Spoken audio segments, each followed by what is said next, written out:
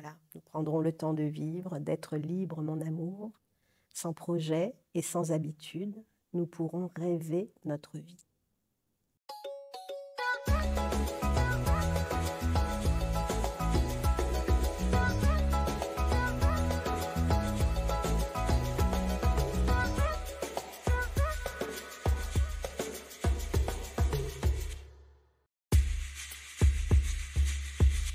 Qui je suis? Alors ça, c'est vraiment une vaste question. Je pense qu'il faut toute une vie pour, répondre à ça, mais je peux dire que je suis une femme, je suis une mère, hem, je suis une femme, une mère qui écrit et qui aime.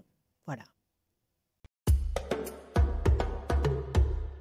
Alors j'écris de la poésie depuis l'âge de 9 ans.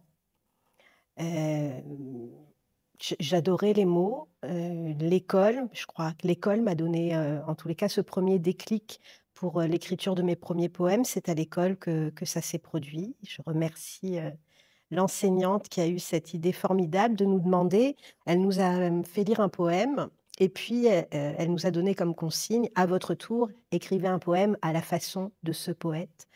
Et je me suis beaucoup amusée et c'est là que j'ai découvert que que ça me libérait, enfin que j'étais dans une joie incroyable en faisant ça. Donc je me suis mise à écrire beaucoup de poèmes. Hem, voilà, je pense que l'envie d'écrire est venue de là. En tous les cas, ne m'a jamais quittée depuis ce moment-là. Alors mes sources d'inspiration sont vraiment multiples. Je pense que ce sont beaucoup mes émotions. Ça peut être des événements, des rencontres qui vont provoquer une émotion très forte. Ça me procure immédiatement le besoin d'écrire. Et puis, des situations de ma vie qui parfois, vont provoquer des émotions trop intenses et je vais avoir besoin d'exprimer, d'extérioriser ça et donc, les émotions sont vraiment une grande source d'inspiration pour moi.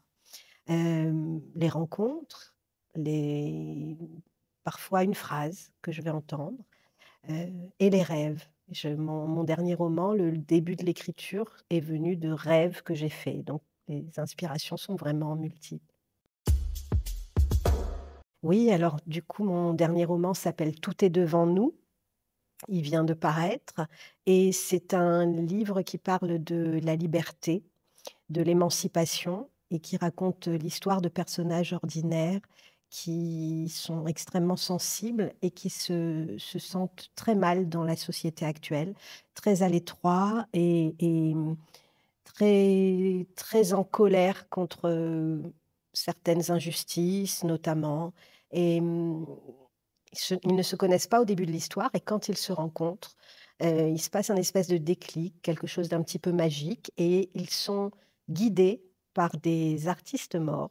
Ces artistes sont Daniel Balavoine, Coluche, Serge Gainsbourg et Michel Berger et et leur parcours change et ils commencent à essayer ensemble de construire, leur société idéale, en tous les cas de se construire un petit monde dans lequel, l'amour aurait une place centrale, la solidarité, l'entraide, le respect de la nature. Heu, voilà, ils essayent. Je ne dirais pas s'ils y arrivent ou pas, je laisse au lecteur, le soin, de le découvrir et le personnage central de ce livre, s'appelle Eugénie et c'est une astrologue, très haute en couleurs, vraiment avec une très forte personnalité et qui est aussi très intuitive et du coup c'est elle qui fait le lien, entre, le côté, réaliste, roman social de ce texte et le côté, poétique, presque, mystique, qui apparaît aussi dans ce roman. J'ai besoin en fait, de temps de latence, on va dire. C'est-à-dire que pour pouvoir me mettre, vraiment à écrire, j'ai besoin de ne rien faire pendant la période juste avant, pour que l'inspiration vienne. j'ai beaucoup de mal à écrire dans des périodes où j'anime beaucoup d'ateliers, par exemple. C'est pas c'est si je suis trop dans le réel, je j'ai pas la disponibilité, d'esprit et de cœur pour écrire. Donc ouais, j'ai besoin de co comme disent les communicants, j'ai besoin de temps de cerveau disponible pour pouvoir écrire et de calme. Ouais, j'ai besoin de calme, de silence et voilà, je n'écris pas, je n'écris pas dans les lieux publics, ou si je peux noter des idées n'importe où. J'ai toujours des carnets sur moi parce que l'idée peut jaillir, n'importe où. Mais l'écriture vraiment, c'est chez moi, mon ordinateur et le plus calmement possible. Donc c'est souvent dans la nuit, souvent. Heu, voilà, ça m'arrive d'écrire dans la journée, mais dans la journée, quand on est maman, il y a quand même toujours des impératifs de réel dans la journée. Il y a toujours des machines à laver à faire, des courses, des repas à préparer et du coup, moi j'aime écrire la nuit parce que la nuit, je sais que le monde, n'attend plus rien de moi et que je suis libre.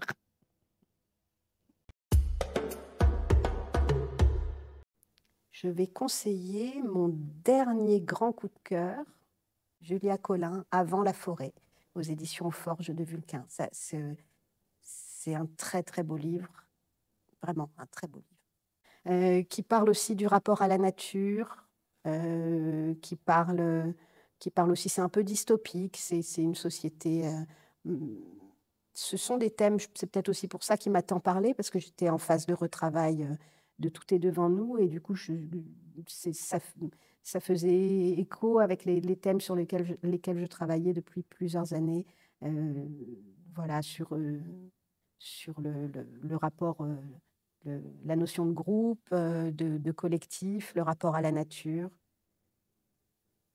Voilà, lisez-le vraiment, lisez-le, c'est extrêmement bien écrit, heu, c'est un très beau livre. Eh bah, je vis. Ouais, je dis ça, mais en fait, je me sens plus vivante quand j'écris que quand je vis, en tous les cas. C'est comme si le fait d'écrire rendait réelle, heu, l'existence. Hem, Qu'est-ce que je fais quand j'écris pas? Mais j'élève, mon fils, j'anime des ateliers d'écriture, et ce qui me remplit vraiment, je marche dans la forêt, si possible, dans la nature. C'est vraiment quelque chose qui est indispensable, à mon équilibre et où je me baigne dans l'océan. Il y en a beaucoup. J'adore la forêt des Macs. Vraiment, j'adore l'énergie qu'il y a dans cette forêt. J'adore la forêt des Macs. Après, un endroit où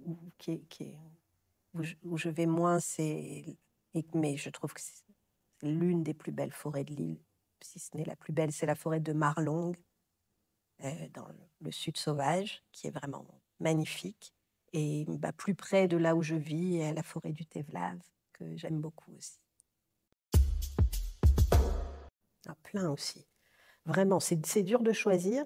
Il y a vraiment beaucoup de films et beaucoup de séries aussi qui m'ont marquée. Mais alors, si je dois en choisir un, je parlerai du Cercle des poètes disparus, qui vraiment, euh, je crois que j'étais adolescente quand j'ai découvert ce film et ça m'a transcendée vraiment sur sur euh, l'enthousiasme adolescent, sur l'idéalisme, sur l'importance d'apprécier le moment présent, le fameux carpe diem qui est répété dans, dans ce film. Euh, et puis, sur l'importance de la passion dans la vie et de suivre ses passions.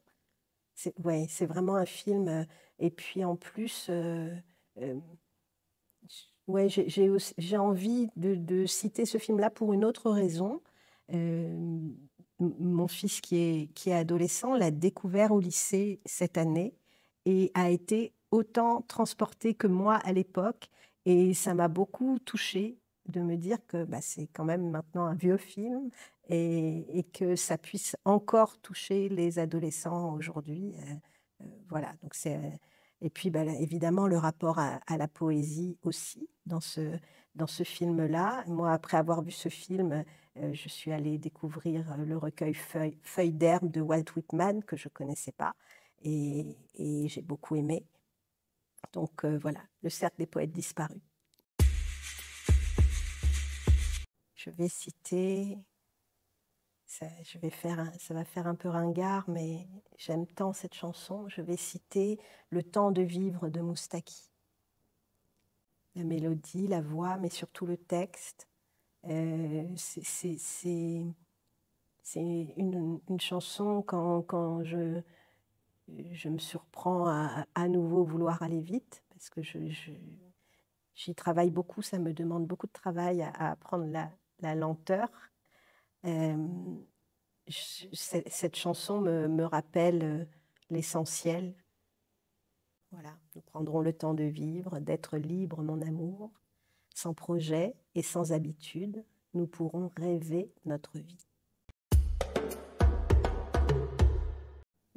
Pas de podcast que j'écoute régulièrement, mais il y en a un que j'ai écouté il y a quelques années maintenant et qui m'a bouleversée. Podcast qui parle de l'inceste et qui est extrêmement bien fait. Et alors, le titre était extrait d'une chanson de Barbara, donc j'espère ne pas me tromper, mais je crois que le podcast s'appelle Un beau jour ou peut-être une nuit, je crois. Et c'est un excellent podcast. Je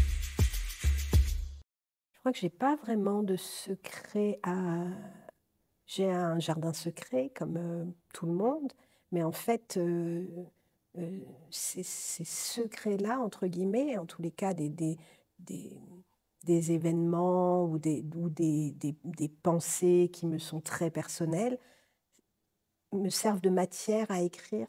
Et en fait, je pense que quand je ressens le besoin de les dévoiler, ça devient de la matière, soit à l'intérieur d'une fiction, à l'intérieur de Tout est devant nous. Il y a évidemment beaucoup de thèmes très personnels que j'ai retranscrits via les personnages, beaucoup de thèmes autour de l'injustice, bon, qui me sont très personnels. Et puis, bah, c'est de la matière pour écrire de la poésie, beaucoup, et, et, et des textes plus autobiographiques. Donc, je crois que je crois que j'ai gardé secret pendant tant d'années les incestes que j'ai subis, que depuis que je les ai écrits dans mon roman Karma, je n'ai plus envie d'avoir de secret. En tous les cas, tout ce qui me pèse ou tout ce qui devient matière à écriture. Alors peut-être, qu'est-ce que je pourrais partager qui soit un peu inavouable ou difficilement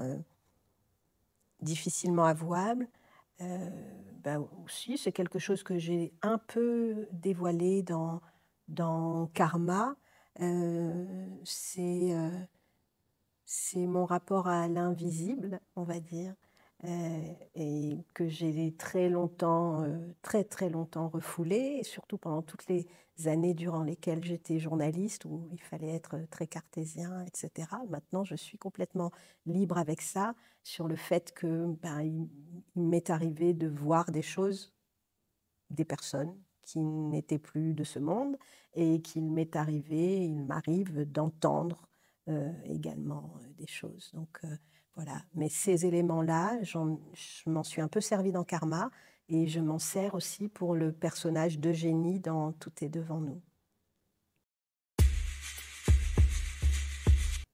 Ah, des projets, j'en ai plein, j'en ai toujours plein. J'en ai toujours plein. Sur sur le plan de l'écriture, bah déjà porter Tout est devant nous qui vient de paraître. Ensuite, j'ai un livre pour enfants qui va paraître cette année également, chez Océan Éditions, et qui abordera le thème des super pouvoirs de la lecture et de l'empathie. Donc ça, ce sont les projets de sortie. Et puis, bah, je suis en écriture. Mais là, c'est en pointillé parce que, comme je disais tout à l'heure, les périodes où j'anime beaucoup d'ateliers, j'ai peu de disponibilité d'esprit pour écrire, mais je suis en écriture d'un autre texte jeunesse, d'un projet de recueil de poésie et je suis au début d'un travail romanesque, mais moi je suis très très lente, donc c'est vraiment pas pour maintenant. La question, oui, la question que je pense ça serait bien qu'on la pose plus souvent à tout le monde. J'aurais aimé euh, que tu me demandes, es-tu heureuse, Isabelle? Eh ben, je te réponds oui. Je te réponds oui. Je te réponds oui, je suis heureuse, je suis vraiment heureuse. Et ce bonheur-là, je crois qu'il se cultive chaque jour, à chaque moment, dans chaque rencontre. Et la rencontre aujourd'hui était belle.